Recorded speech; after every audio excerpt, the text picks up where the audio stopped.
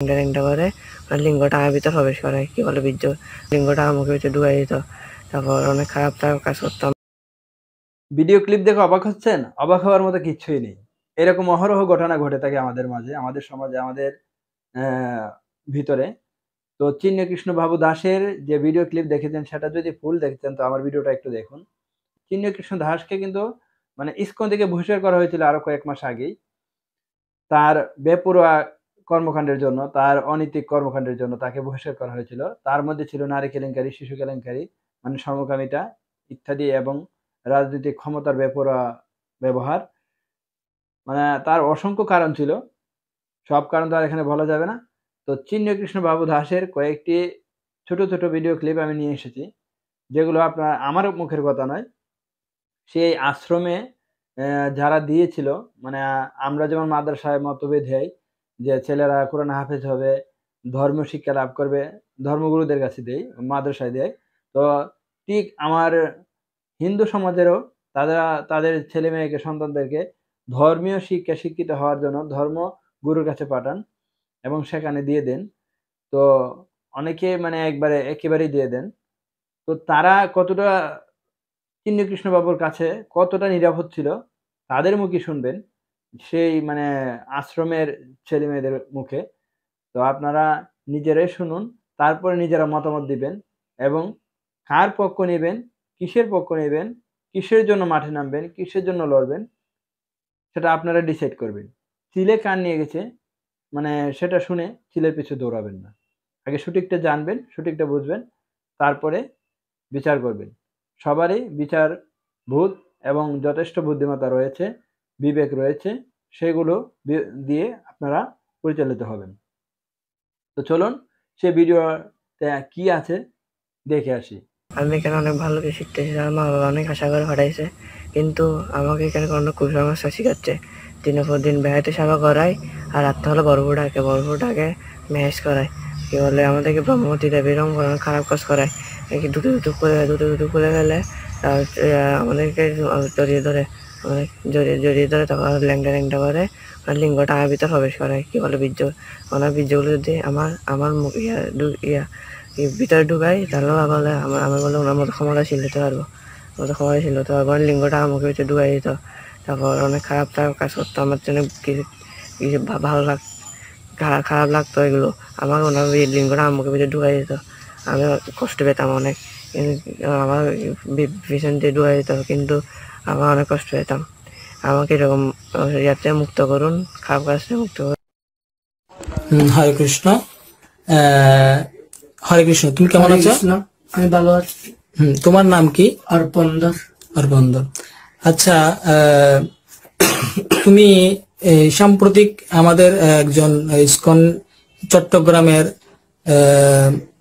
গৃহস্থ কাউন্সিলের একজন প্রধান সদস্য বলরাম করুণা প্রভুকে তুমি কিছু অভিযোগ দিয়েছো, যে লিখিতভাবে এবং ভিডিও আকারে দিয়েছো, এবং আমরা দেখেছি যে এই শরণাগতি প্রভু এবং ভক্তি প্রিয়ম গদাধর গোস্বামী মহারাজ, চারুচন্দ্র প্রভু, এদেরকে তুমি তোমার সাথে চিন্ময়কৃষ্ণ প্রভুর সাথে কোন ধরনের শারীরিক নির্যাতন করেছে তোমাকে, সেই বিষয়ে তুমি কিছু কথা বলেছ।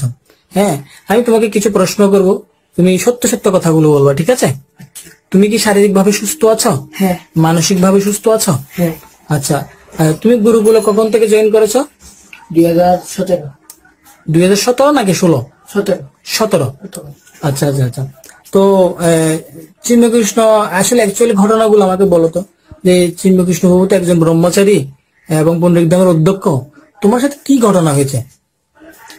আমাকে মানে রুমের মধ্যে মেসেজ করতে নিয়ে যেত, নিয়ে গিয়ে মানে যে কাজ সমকামিতা বলে সেটা করে। তো সমকামিতা মানে কি? এটা কি ধরনের? মানে যৌন কাজ বলে। কিভাবে করতো? বলতো যে এদিকে এটা চুমু এরকম। তোমাকে কি, তোমার সাথে কি এই, অর্থাৎ আমি তোমাকে সরাসরি বলি, যেহেতু তোমার বয়স কত এখন? 16 বছর। হ্যাঁ, তো তোমার সাথে প্রথমে কখন, একদম প্রথম কোন দিন বা কত মাস আগে এই ঘটনাটা ঘটেছে? 2 মাস আগে। মানে পুনরুদ্ধাম থেকে বের হওয়ার 2 মাস আগে? হ্যাঁ। উনি কিভাবে ডাকতো তোমাকে? কখন, বা রাত্রে ডাকতো নাকি দিনে ডাকতো? রাত্রে ডাকতো। রাত কয়টা বাজে? ধরেন 9টা 9:30। 9টা 9:30 বাজে। হ্যাঁ, ডেকে তোমাকে কি বলতো প্রথমে? বলতো মানে মেসেজ করতে বলতো। কিরকম ভাবে মেসেজ করতা? মানে হাত পা গুলো মানে মেসেজ করতাম, করে তারপর বলতো যে এরকম ওনার পরনে কি থাকতো? গামছা। গামছা থাকতো। তোমার পরনে কি থাকতো? আমার মানে কাগজ ছিল যে। ধুতি কাপড়, অর্থাৎ এই তোমাদের গুরুগুলোর ড্রেসটা থাকতো। হ্যাঁ। আচ্ছা আচ্ছা। তো তখন তোমাকে কিভাবে মেসেজ করতে বলতো? না এমনি বলতো হাত পা গুলো কামড়াচ্ছে, ম্যানেজ করতে বলতো, তারপর বলতো যে এদিকে আয়, হলে আমার এই ধরে শপথ কর বলতো যে। কি ধরে? ওরা কবচ টবচ ধরে সবাই শপথ করে কি বলতো? শপথ করে কি বলতো? হলে তুই আমার সাথে এগুলো করতেছো তো এগুলো কাউকে বলবি না। এগুলো মানে কোনগুলো কি করতো? মানে যে খারাপ কাজগুলো করতো সেগুলো কাউকে যেন না বলতো। আচ্ছা আচ্ছা। খারাপ কাজগুলো কি তুমি কি ওকে করতা নাকি ও তোমাকে করতো? ও আমাকে করতো। তোমাকে করতো না? মানে তোমার সাথে কতবার হয়েছে এরকম? আমার সাথে 2বার হয়েছে। 2বার হয়েছে না? আচ্ছা, যদি তোমাকে যদি উপর থেকে বলা হয় যে এই শারীরিক সম্পর্কটা করলে ডিএনএ টেস্ট দিতে হয় যা প্রমাণস্বরূপ, হ্যাঁ, তুমি কি ডিএনএ টেস্ট দিতে প্রস্তুত আছো? হ্যাঁ। আচ্ছা আচ্ছা, ঠিক আছে। আরেকটা বিষয় হচ্ছে, এখন তুমি বলবা যে কখনো তুমি কি ওকে করেছো বা তোমার জননেন্দ্রিয়ের মধ্যে মানে অর্থাৎ ধরেছে কখনো ও? হ্যাঁ হ্যাঁ হ্যাঁ হ্যাঁ। আচ্ছা ঠিক আছে। আচ্ছা, তোমার সাথে এই যে এই এই অবৈধ কর্মগুলো ঘটেছে, তুমি কি আর স্থানীয় কোনো ভক্তদেরকে জানিয়েছো? হ্যাঁ আমি জানিয়েছিলাম তিরুবাবুকে। আচ্ছা আচ্ছা আচ্ছা। তিরুপতি প্রভুকে জানিয়েছো, অর্থাৎ তিরুপতি প্রভু তখন পুণ্যের ধামে ছিল। ধামে ছিল তখন তিরুপতি প্রভু কি বলেছে তোমাদেরকে? বলছে যেগুলো আমি জানি না, আমি এরকম শুনি না শুনি না। তারপর অনেকদিন ধরে এরকম বলতেছে উনি আমাকে বলতেছে সত্যি এগুলো কিভাবে জানাচ্ছে। আমি একবার মানে শিবতার কথা বলতেছে একটু মধ্যে শুনেছিলাম। আচ্ছা আচ্ছা। পরবর্তীতে তোমরা কোথায় গিয়েছো? রংপুর চলে গিয়েছো। মহারাজকে সমস্ত কিছু বলেছো? হ্যাঁ। আমাকে যে কথাটা বলছো সেম কথাটা কি মহারাজকে বলেছো? হ্যাঁ। তা ওনারা কি কোন ধরনের চিন্ময়কৃষ্ণ প্রভুর বিরুদ্ধে স্টেপ নিবে এরকম আশ্বাস দিয়েছে তোমাকে? না এরকম বলেনি, বলতে এগুলো খারাপ কথাগুলো বাদ দাও এরকম বলে বলছিল মহারাজ। আচ্ছা আচ্ছা আচ্ছা। অর্থাৎ তোমাকে তো কোনো ধরনের আশ্বাস দেয়নি। আচ্ছা, সাম্প্রতিক চারুচন্দ্র প্রভু তোমার থেকে স্টেটমেন্ট নিয়েছে, তুমি কি ওনাকে সবকিছু বলেছো? হ্যাঁ বলেছি। উনি কি আশ্বাস দিয়েছে তোমাদেরকে?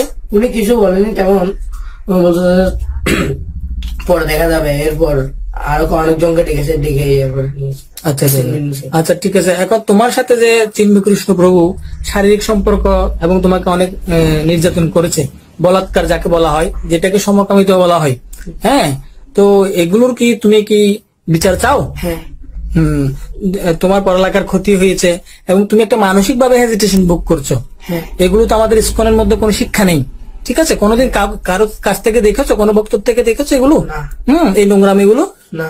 ঠিক আছে, তাহলে ঠিক আছে, আমরা এগুলো তোমার কথা মতো যেহেতু তুমি আমাকে এই কথাগুলো বলছো, হ্যাঁ, আমি কি করবো এগুলো, আমি আমাদের নারগোপাল প্রভু আছেন, আমাদের গুরু মহারাজ আছেন এবং ঊর্ধ্বতন কর্মকর্তারা রয়েছেন, এগুলো আমি অ্যাপ্রুভ করব, ওনাদেরকে আমরা সাবমিট করব এবং ওনারা এগুলোর অ্যাকশন নেবে, ঠিক আছে?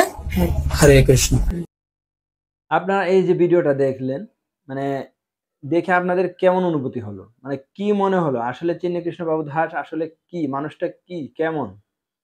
এটা কিন্তু আমার কথা না, আপনারা ভিডিওতে দেখেছেন যে সে আশ্রমে মানে শিক্ষা লাভ করার জন্য যে ছাত্ররা গিয়েছিল তাদের এই দুজনের মুখের কথা, এবং আপনাদের সমাজেরই একজন হিন্দু ভাই এগুলো রেকর্ড করেছেন, তাদের মুখ থেকে জবানবন্দি নিয়েছেন, তারা জবানবন্দি দিয়েছে তাদের সাথে আসলে চিন্ময়কৃষ্ণ বাবু দাস কি করতো সেগুলো।